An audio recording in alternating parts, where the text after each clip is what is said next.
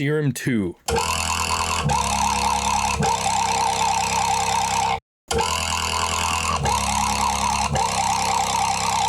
Oscillators. That is what you will be learning about today. Cubic here with Sonic Weaponry to teach you everything you need to know about Serum 2's oscillators. I've deep dived the manual. I've read all 350 pages, and I'm here to tell you literally everything you need to know. Hidden features, tips, tricks, everything. So if you're new to Serum 2, this is the video for you.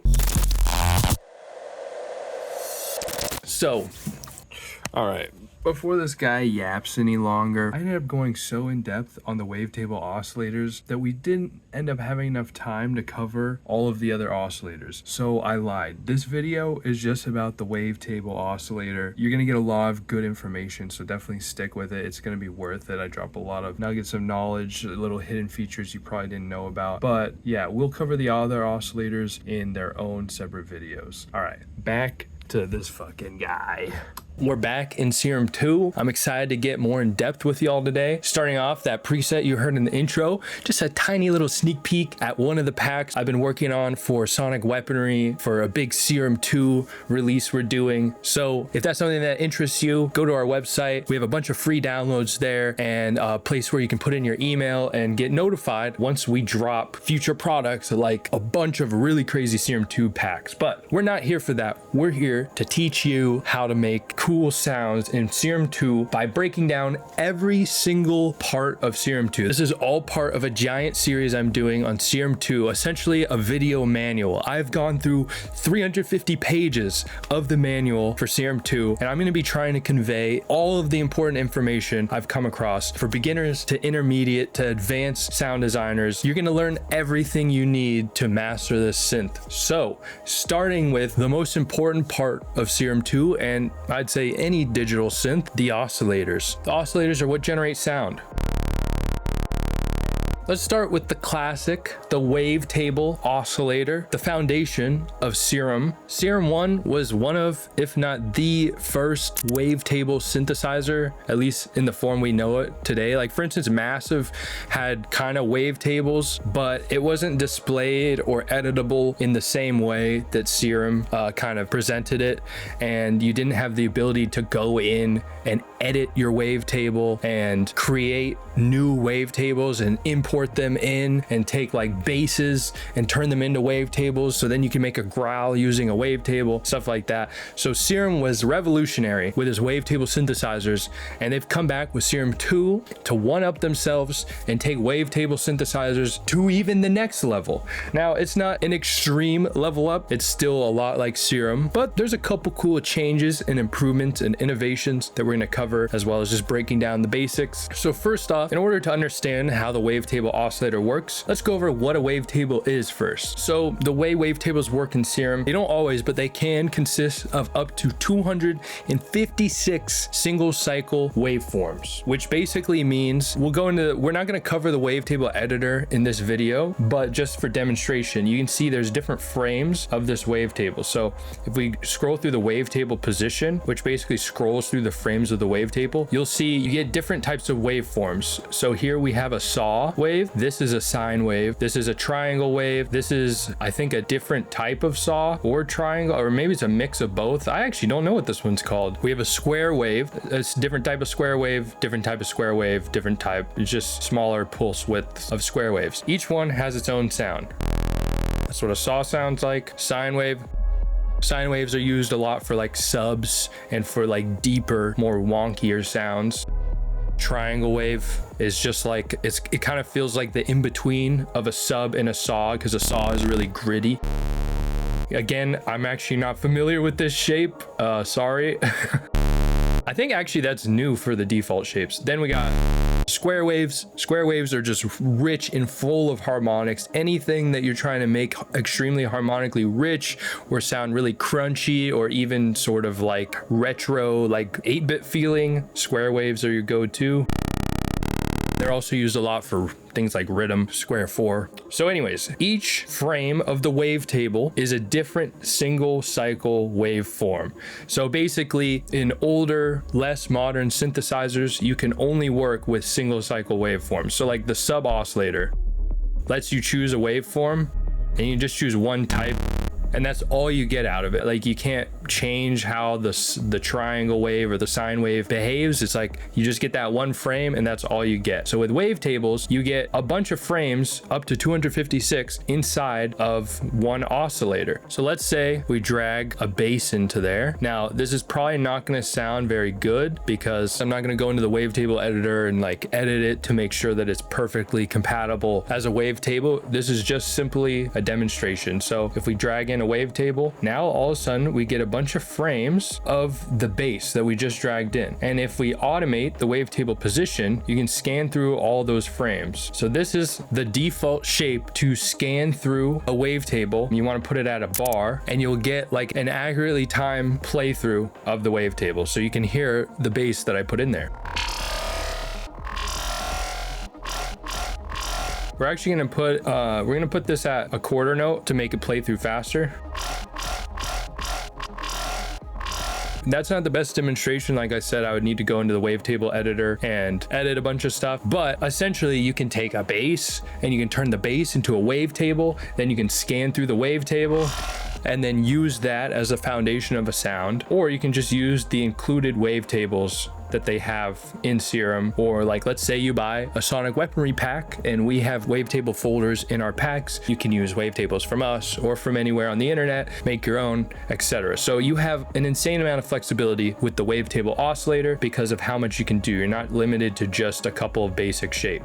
But we're going to start out with the basic shapes for two reasons. One, because it's just a default thing everybody has. Well, I guess in Serum 2, it's called the default shapes. By the way, you can right click your oscillator and init module to basically reset your oscillator to default settings. So your oscillators, they all open up with the default shapes, basically a replacement for the basic shapes wavetable in Serum 1. This is an extremely important wavetable because it's all of the basic waveforms that build synthesis. So like I said, you can bring in basses and create your own wavetables, but the foundational wavetables, the most reliable, the ones that are used to make most of the most popular sounds that you've heard out there, it all goes back to the basic shapes: the saw wave, the sine wave, the square wave, the triangle wave, pretty much all of the types of waveforms that are on the sub oscillator. Those are the foundational waveforms, and it's really important to learn and understand the power of those, because when you start out producing, it doesn't really make sense how they're so special. You feel like you're just going to sound like everyone else using them. You want to sound unique, you want to sound cooler,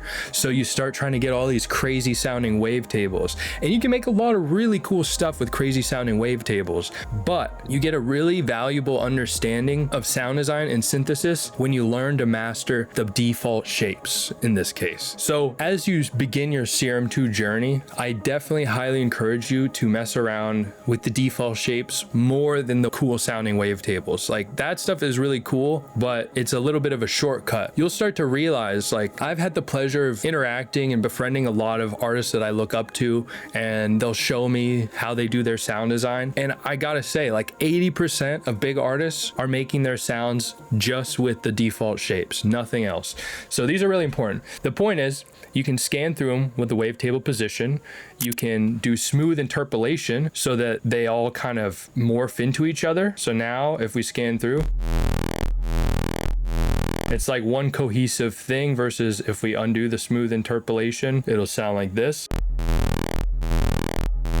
So kind of a bit glitchy. If you click on the image of the wavetable, you can see the full wavetable and every frame that's in it. So if we do the smooth interpolation, it'll kind of slide through there like that instead of going from frame to frame. Let's say we load up a wavetable that's already been developed, then you can kind of see the in-betweens, but still like the main 6 frames. but you can see it goes from 1 to 256. So this little number here is telling you the position, which frame you're on, and you can also control the wavetable position there. Now the wavetable position knob is really important because that's how you get a lot of movement out of your sounds. There's a lot of other ways to get movement, like the warp modes down here, which we'll cover soon, but the wavetable position, when it comes to more interesting and specially designed wavetables, like for instance, let's do like a growl or something.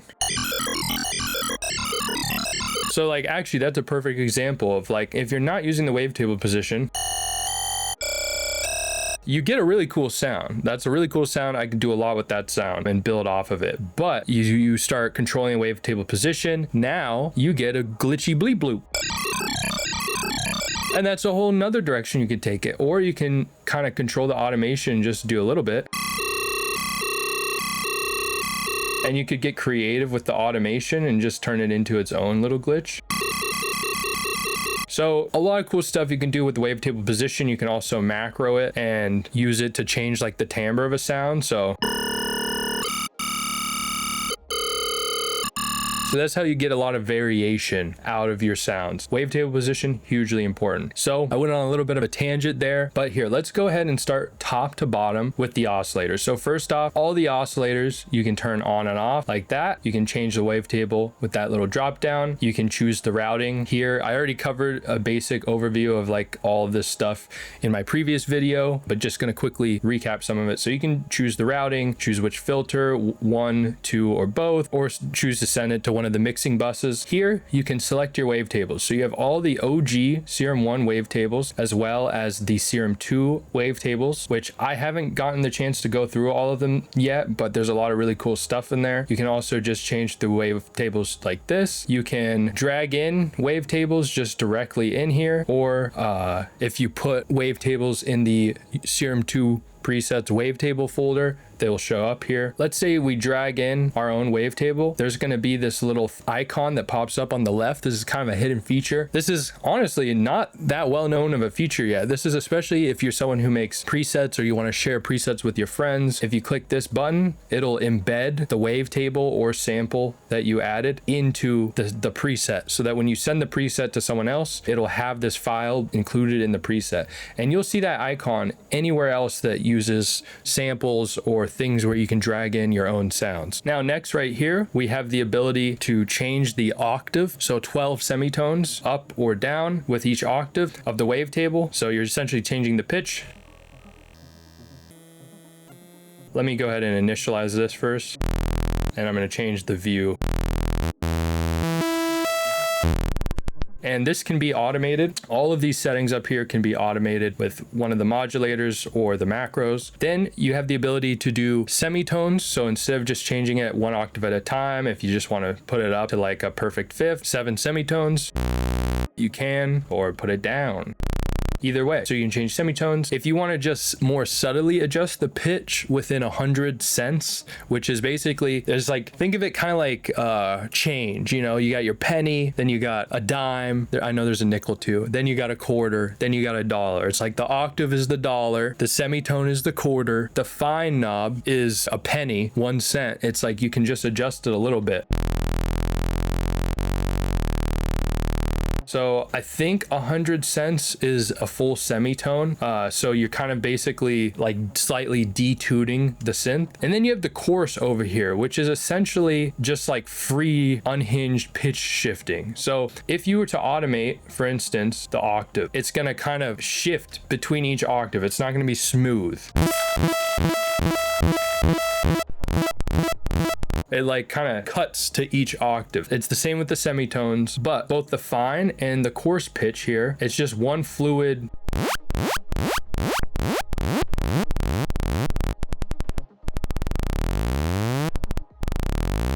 Versus the octave. So that's something to keep in mind if you want to modulate the pitch of an oscillator in a really smooth way.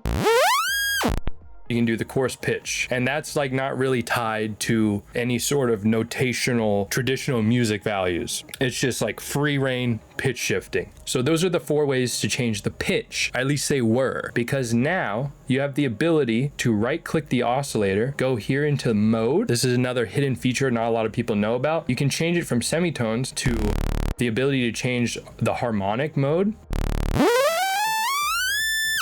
So basically the harmonic mode changes it from semitones to harmonics. So that's a little more of an advanced way of adjusting pitch. It has to do with something called the harmonic series. Now, I'm not an expert on this stuff. I kind of just mess with it until it sounds good. But essentially what it is it's changing the pitch by multiplying the bass frequency of the sound using whole number harmonics. I don't really know what that means. It's just a cool way to change the pitch. Essentially, it generates pitches based on the harmonic series, which apparently is a lot better for creating interesting overtones in things like bells and organs. And basically the way I would say to use it, especially if you're a bass music producer, is to just kind of play around with the harmonic series and create interesting new harmonies between oscillators using the harmonic series instead of the semitones. The next option for the pitch mode is ratio. Now this is especially useful for FM. This is how Operator does FM, FM8 does FM, Citrus and FL Studio does FM, Phase Plan does FM. Basically, it tunes the oscillator based on a ratio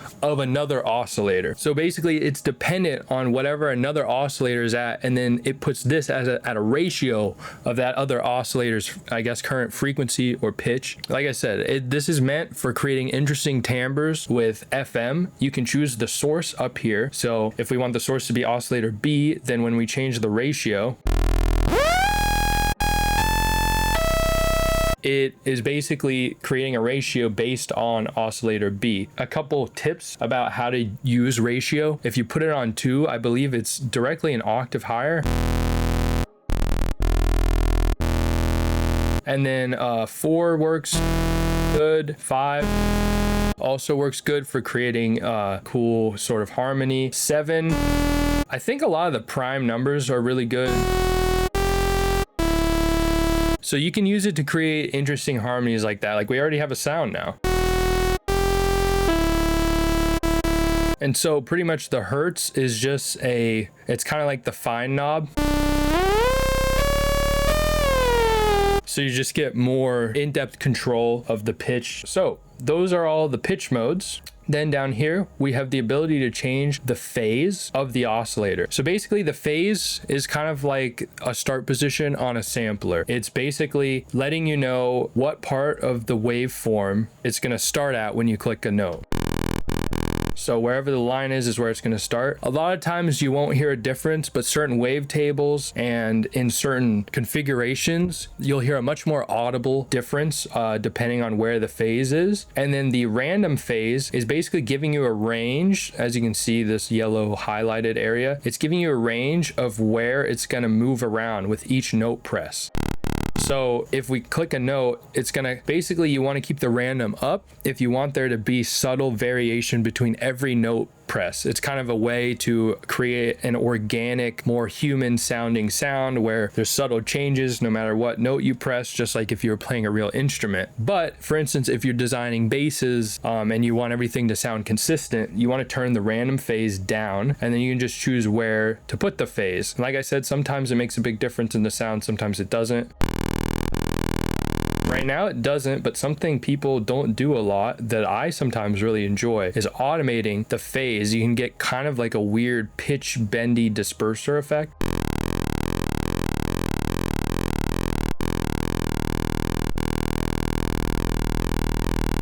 So that's an interesting way to kind of modulate a sound that I just don't see a lot of people using. A cool way to show off the phase randomization, and also a cool trick on a way to use it to your benefit, is if we turn up the unison and now we have a detuned saw wave.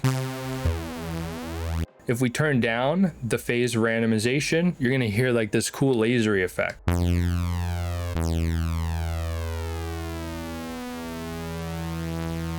It's almost like a flanger. Without phase randomization on, it sounds like this. If we turn up the amount of unison, that's the sound you get. It's like a really cool sound, but only when you want that to sound that way. So to not sound that way, you want the phase randomization. So every single voice is playing at a different phase. And then the voices aren't phase canceling. Now, if we turn legato on,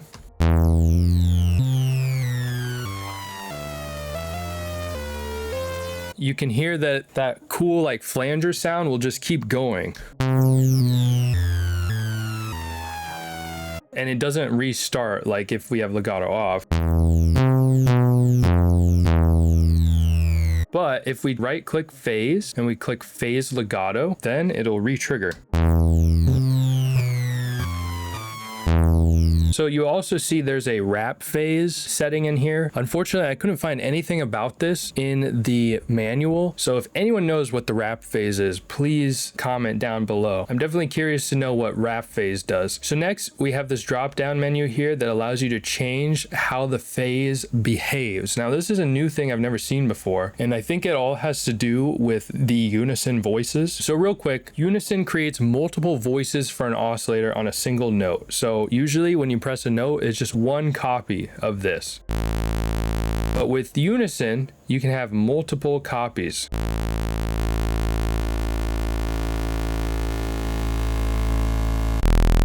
So now that's like 16 versions of this stacked on top of each other. But if you want, you can detune it.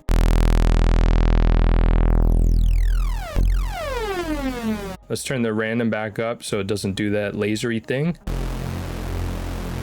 Now you have 16 copies spread across in little increments being detuned against each other. You can change the blend mode to have the yellow one. So in this case, since it's an even number unison, let's change it to an odd number. Just the main one copy is staying up there, and then you can blend in the rest of the copies. So that's kind of like if you just want a subtle amount of extra detuning and fullness, you can change the blend like that. And like I said, if you do odd numbers, then you won't have like any weird phasing.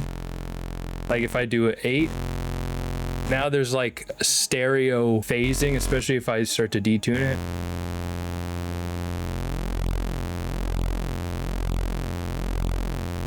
Versus if I have it on an odd number, then it doesn't do that. So something to keep in mind. There's more to these settings, but real quick, I want to show you the different phase modes. So when you have all these different voices, these copies of the sound, the phase, when it's on all voices, these settings that you set affect every voice the same.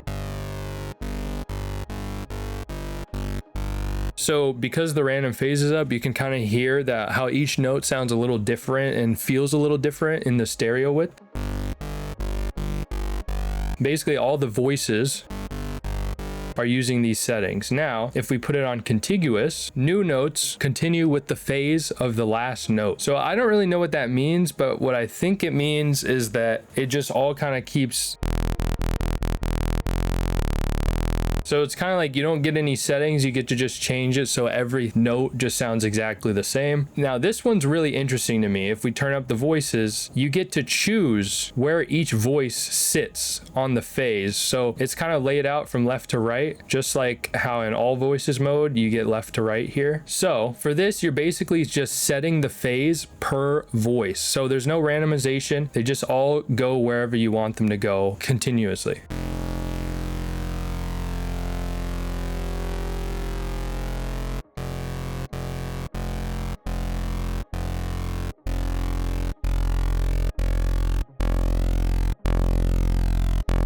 So now you're kind of hearing like one voice going to the right and all the others going to the left.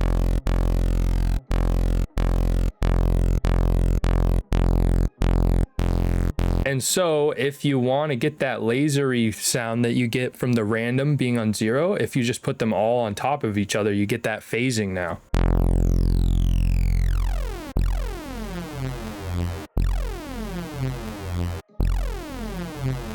And so something interesting I want to try real quick is if we have an even number, we can split them all up between 2 stacks.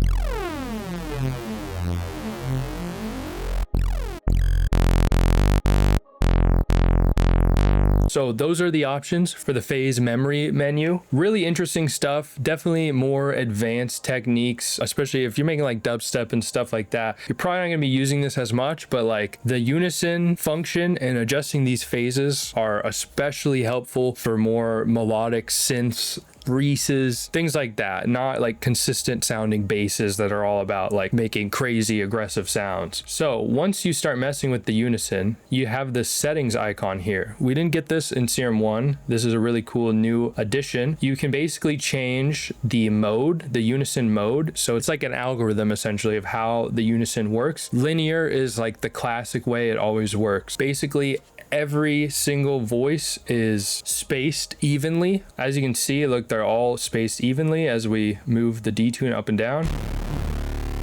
It'll always sound really controlled and smooth. Next, we have Super, which is a new mode. It's nice that they illustrate what all of the modes do through the lines. So as you can see here, the edges kind of space out a little more and create more of a stereo detuned effect, while the inner voices are a little bit closer to the center. This one is supposedly better for more lush sounding sounds. I would assume it's called Super because it's supposed to be used in super saws in big giant chords.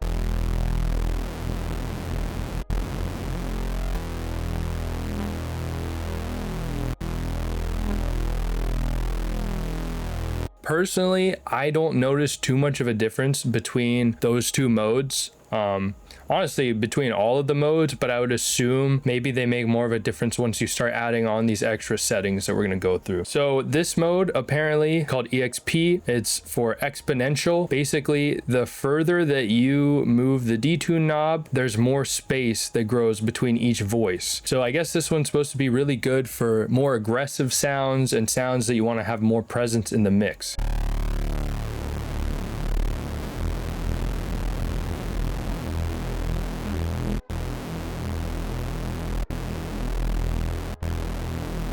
So that one, I do notice a little bit of a difference. It just feels thicker and a little crunchier. Next, we have a more experimental unison mode called INV for inverted, I believe. And it's called inverted because when you detune it, the voices that are closer to the center are detuned more and the voices furthest from the center are detuned less. So apparently you can create interesting phasing effects and more experimental types of detuning.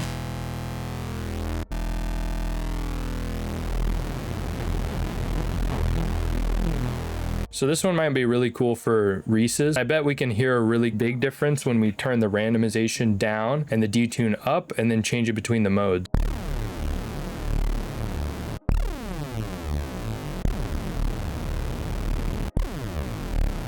Again though, I honestly don't hear too much of a difference. I think these are really subtle nuances for how the unison modes work. I am a little bit disappointed in that because Vital and Phase Plant have unison modes that I feel like have a lot more of an impact. And then finally, we have a random where literally it just randomly places them no matter what you put the detune at.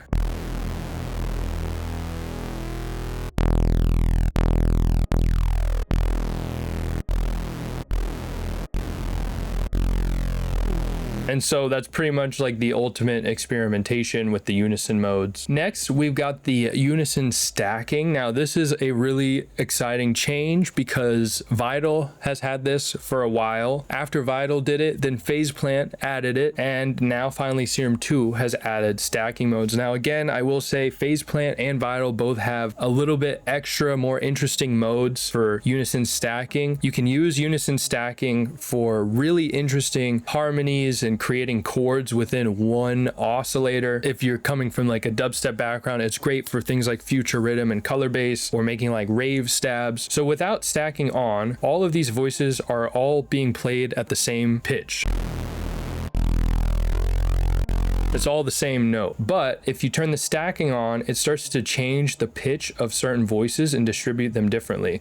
So this one, 12 one times, is basically going between the center voice, which is the note you're playing, and then some of the other voices are being pitched an octave higher. The 2 times 1, the notes are being pitched 1 to 2 octaves higher. So a combination of both of those. And then the 3 times, it's 1 to 3 octaves higher. So I'll go ahead and play it.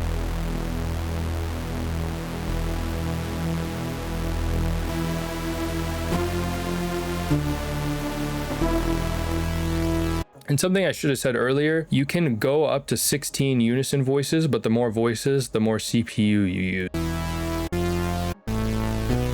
But so you can already see the fucking awesomeness that is unison stacking. Then here, so like as you can see, it's like the 12 is talking about the semitones. So this is 12 plus 7. So that basically means you're building 2 notes out of a triad, which is like a basic chord. So 7 semitones up is a perfect fifth. So you're creating a perfect fifth harmony, 1 octave up inside of this one. And so you'll hear that type of sound in a lot of like house music, a lot of deadmau5 leads, and kind of it gives this nostalgic feel. And so the ×2 ×3 is just adding more octaves. And then you got center 12 and center 24. That means that the center is pitched down an octave here, or pitched down 2 octaves. Let's go higher so you can hear that.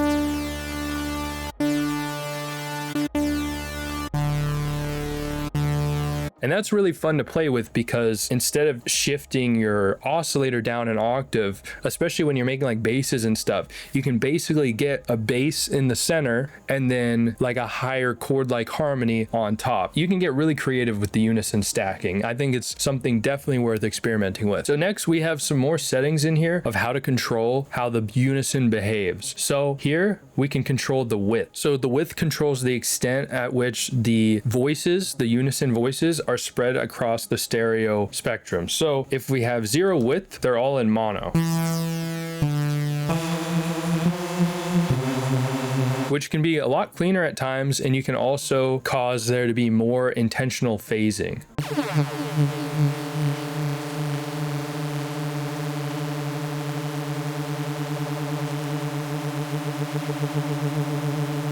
That's really cool. And then if you turn it all the way up, really wide, or if you turn it all the way down, then it inverts. So that's what the width does. The range here, the unison range, is basically the range at which everything's detuned. So when you detune, with 0 range, the detune has no effect. 2 range is the default. We could turn it all the way up to 48. That sounds horrible, but you can get creative with it and probably find some cool, interesting ways to use it. Personally, I actually never use the range, and I honestly should more. I always like doing these tutorials because it kind of, in teaching you guys stuff, I discover things that like I forgot or that I overlooked. So that's really cool. The wavetable position, basically all of these affect how each individual voice is related to all the other voices and how they behave. So it's like the wavetable position one at 0, every single voice is at the same wavetable position. Remember wavetable position? We just went over that. So this is the wavetable position. So if we put the wavetable position mode up, then each voice will be at different wavetable positions. So in this situation with the basic shapes, we can have some of the voices are sine waves, some of them are saw waves.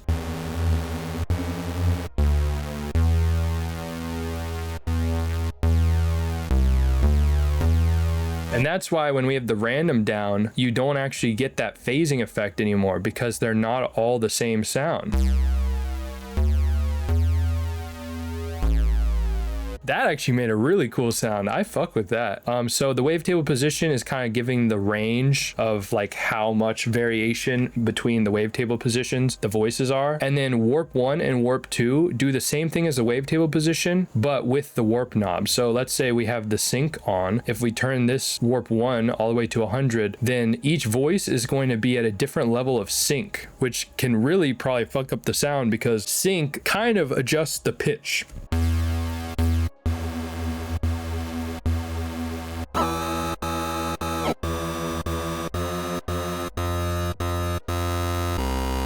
So that's how it would sound with no change between the voices.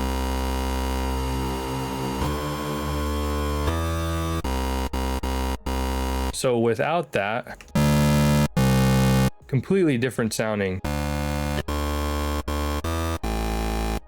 So these are just more ways to create interesting harmonies and layering all within one oscillator. So we haven't even started layering other oscillators and stuff like that. So I highly recommend you experiment with these, and I'm sure you'll get insane amounts of variety and versatility messing with the different unison modes, stacks, and the different ways to kind of warp the voices. So next over here, we have the ability to pan. Left to right. We can also adjust the level of the oscillator. Something I didn't point out earlier, you can right click the oscillator and turn off pitch tracking, which means no matter what note you press, the pitch stays the same, and you could just control the pitch here. Now, there's not a lot of reasons you'd want to use that, at least in this scenario, but it's just good knowing that it's there. You also have the ability to copy and paste your oscillator to the next oscillator, or even cooler, another cool hidden feature, you have the ability, if you have a bunch of modulations going on, and you want to copy the oscillator over and make a layer, you can copy with mods. And then when you paste, now it pastes the same thing, but includes all the modulations, which is really cool. Sorry, that sounds like garbage. Let's initialize both of the oscillators. So we have one final thing to cover when it comes to the Wavetable Oscillator, and that is the warp mode. So we aren't gonna go through all of the warp modes today, like exactly what all of them do. I will be doing that in a separate video. I'm not gonna go in depth on the warp modes and everything they do. That's gonna be reserved for a separate video focusing just on the warp modes in Serum 2, but we will do a quick overview. So what's really cool about Serum 2 is that now you get 2 warp modes instead of being limited to 1, which is something that was first introduced, I believe, in Vital, because Vital has a spectral warp and a normal warp section, and that was really handy. And now in Serum 2, you get that same ability, except you get all warp modes for both. There's also an ability to swap warps, which I believe means that warp number 1 goes into warp number 2. So when you do warp 2, it's warping whatever happened on warp 1. Let's test it out. So yeah, so we're bending the wavetable, and now we're syncing the wavetable. But I don't know. I honestly don't know why they have swapped warps here, but you have the ability to swap warps. I'm assuming it's how they're affected, but it might not work that way. Anyways, warp modes are cool ways to warp how your wavetable behaves. So there's a wavetable editor, and you can control and edit and create new wavetables. Warp modes are kind of like a temporary way of editing and adjusting your wavetable. It's a great setting to modulate and to use for macros to change the timbres of your sounds and how your sounds behave. So it starts with sync here. Sync is probably one of the most fundamental and handy warp modes, and it's been around since like the start of synthesizers. And it's basically a way of like changing the pitch without changing the fundamental. And down here, if you ever see this is certain warp modes have like an extra setting. So like this is changing like how hard or soft of a sync is happening. The nice thing is in 2D mode, you can visualize how the warp modes are affecting things. So the warp modes that are exclusive to the Wavetable Oscillator are the alt warps, and they're all old warp modes from Serum 1. So you got bend plus, bend minus, bend plus and minus, pulse width, asymmetrical plus, and then asymmetrical minus, and then you get both. You can flip the wavetable on itself. You can mirror the wavetable on itself. You can remap the wavetable. So basically you can create your own way of warping the wavetable, and then you just basically get like a multiplication of that in the other ones. You can quantize, adjust the odd and even harmonics, and then we start getting into filtering. So you can filter within the wavetable wavetable. That's pretty fucking crazy and really handy. You can also distort within the wavetable. Then we get FMing. FM is a classic. Now, the old Serum FM is the PD, phase distortion, I believe is what it stands for. Yes. And so that's the way that they were doing FM in Serum 1, was phase distortion. Now they have classic FM. So the same type of FM that's used in, for instance, Operator, FM8, Citrus. This is like now allowing you to do classic sounding FM. And you'll notice it sounds quite different and it behaves differently too. So definitely whenever you want to FM something, listen to both versions and how it sounds. The way the FM works is that it gives you the option to choose the source that you're FMing from. So FMB means that we're FMing from this oscillator. So this oscillator is getting sent into oscillator A to be frequency modulated. So this oscillator will be frequency modulated by oscillator B. And it creates a really interesting sound. And so when you're using the classic FM, that's actually just called FM, that's a good time to change the pitch mode to ratio.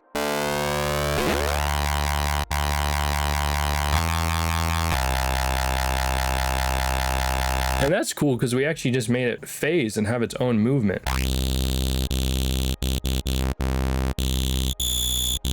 So FMing is a really interesting, creative way to create new sorts of timbres and sounds. If you're making dubstep or bass music, it's huge. FM is like half the sounds out there are basically built off of FMing two oscillators, usually basic shapes. Usually whatever the source of the FM is, so the modulator, so in this case, oscillator B, you usually want to keep it on a default shape because default shapes, the basic shapes, are the cleanest wavetables out there. So there's not a lot going on. It's just one consistent sound, which creates a cleaner FM. So if we were to use something like one of these spectral tables, it's really noisy.